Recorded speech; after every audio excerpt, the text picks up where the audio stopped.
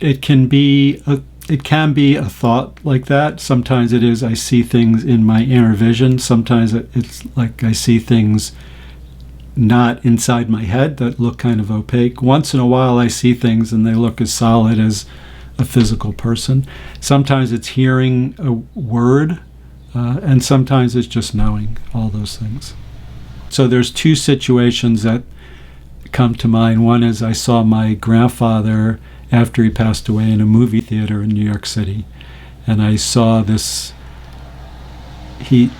guy from behind, and I thought, wow, that looks so much like my grandfather. But it was in a movie that no one in there had a suit and tie on, but he always wore a suit and tie. So I saw that, and he was very big. He was kind of had very almost a shaven head, not quite like a lot of people do nowadays. And so I walked around. When I was leaving, I walked around the front, and it was definitely him. And he looked as solid as a physical person. And recently in another interview, someone asked me, didn't you say hello to him or something? I said no, and I didn't even really know what to make of it, And it's funny that I just let it go.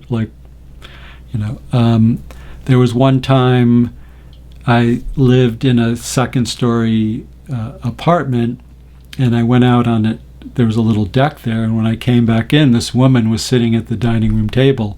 And at first I thought it was a real woman. I thought, how do you get in here? But then, when I tuned into my senses, I realized, but this was a beautiful woman in this flowing gown who looked as solid as a physical person. But this was a negative form, and I started to feel that, so I just asked for the light.